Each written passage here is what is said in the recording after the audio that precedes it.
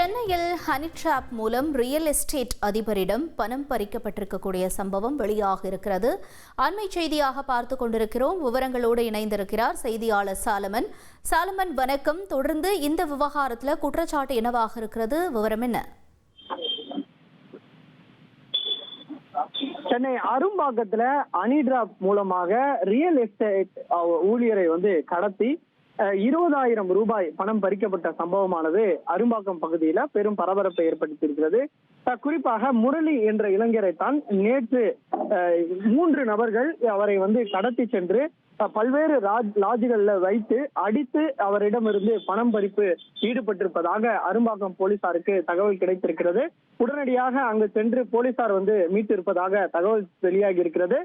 மேலும் இவரை ஆன்லைன் மூலமாக இவரிடம் பேசி இது போன்ற பணம் பறிப்புல அந்த குறிப்பிட்ட இடத்திற்கு வர வைத்து அவர்கள் இது போன்று ஈடுபட்டு அவரை கடத்தி சென்று இது போன்று தாக்கி பணத்தை பறித்திருப்பதாக ஒரு தகவலானது வெளியாகி இருக்கிறது.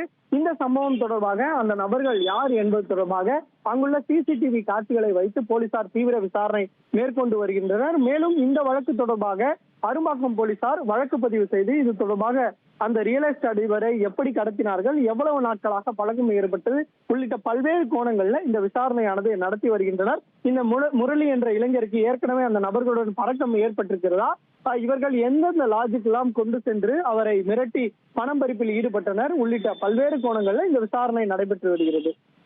தகவல்களுக்கு நன்றி சாலமன்.